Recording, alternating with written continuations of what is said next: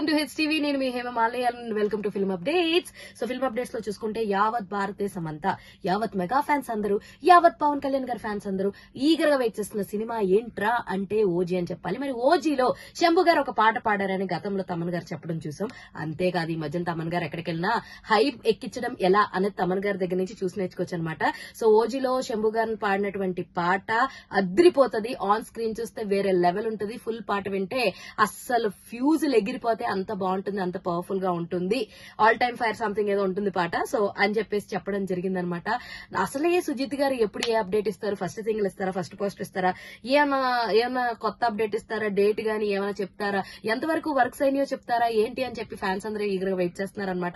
అందులోని పవన్ కళ్యాణ్ గారు అటు డిప్యూటీ సీఎం అయిన తర్వాత ఆయనకున్న షెడ్యూల్లో కాస్తంత టైం కేటాయిస్తూ వీళ్ళకి ఇవ్వడం జరుగుతుందన్నమాట.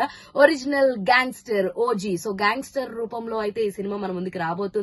సో పవన్ కళ్యాణ్ గారిని ఒక మంచి స్టైలిష్ గ్యాంగ్స్టర్ లుక్ లో చూసి చాలా రోజులు అయిపోయింది కాబట్టి, అంటే అలాంటి లుక్ లో చూడడానికి చాలా మంది ఈగర్ గా వెయిట్ చేస్తున్నారు కాబట్టి ఓజీ మీదే యావత్ ఆయన ఫ్యాన్స్ అందరు ఫోకస్ కూడా ఓజీ మీదే ఉందన్నమాట. బట్ తమన్ గారు శంభు గారు పాడిన పాట అల్టిమేట్ ఉంటుంది. హైప్ మామూలుగా ఉండదంటే ఎక్కిచ్చేశారు. మరి మీరేమనుకుంటున్నారు?